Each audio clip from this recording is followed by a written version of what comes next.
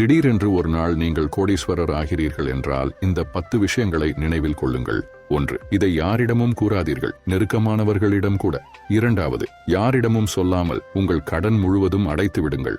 3. இந்த பணத்தை நண்பர்களுக்கு கொடுத்து உதவலாம் என்று எண்ணாதீர்கள். 4. புதிய சொந்த வீடு கட்டவோ அல்லது விலை உயர்ந்த வாடகை வீட்டிற்கோ உடனடியாக மாறாதீர்கள்.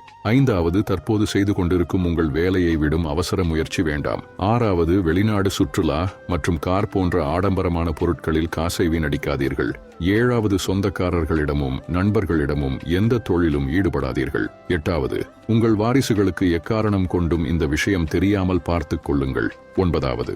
ஏற்கனவே இருந்த ஸ்டேட்டஸை எந்தவித மாற்றமும் இன்றி மெயின்டைன் பண்ணிக் கொள்ளுங்கள். 10. நீங்கள் வைத்திருக்கும் பணம் பற்றிய முக்கிய விஷயங்களை யாரிடமும் பகிர்ந்து கொள்ளாதீர்கள். இந்த வீடியோவை நீங்கள் பார்க்கிறீர்கள் என்றால் நிச்சயம் கூடிய விரைவில் நீங்களும் அதிர்ஷ்டசாலியாக போகிறீர்கள். அதனால் நீங்கள் மிகுந்த கவனத்துடனும் நம்பிக்கையுடனும் இருங்கள். உங்கள் திறமையை நம்பினால் நிச்சயம் வெற்றி அடைவீர்கள். இந்த வீடியோவை சேவ் செய்து அவ்வப்போது பாருங்கள். All the best. தேவைப்படும் வரை உன்னை தலையில் தூக்கி வைத்து ஆடுவார்கள்.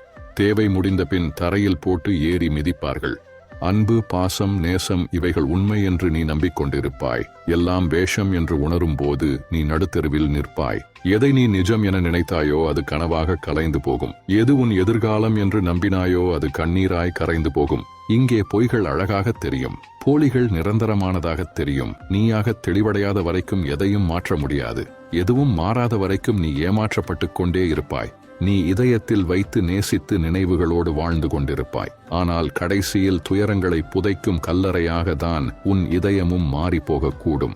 வேதனைகள் சில சமயங்களில் ஒரு கொடூரமான மிருகம் போல் உனக்கு உள்ளே இருந்து கர்ஜிக்கும். அன்பைப் போலவே வலியும் ஆழ்மனதிற்குள் அடையாளமே இல்லாமல் ஆழமாக ஊடுருவும். துயரங்களை அனுபவித்த பிறகு மகிழ்ச்சி கிடைக்கும் என்று எதிர்பார்த்தால் மயான அமைதிதான் கிடைக்கும். மனம் மரத்து கல்லாகி போன பின்பும் மறுவாழ்வு கிடைத்தாலும் அதை நிரந்தரமான நிம்மதியாக உணர முடியாது.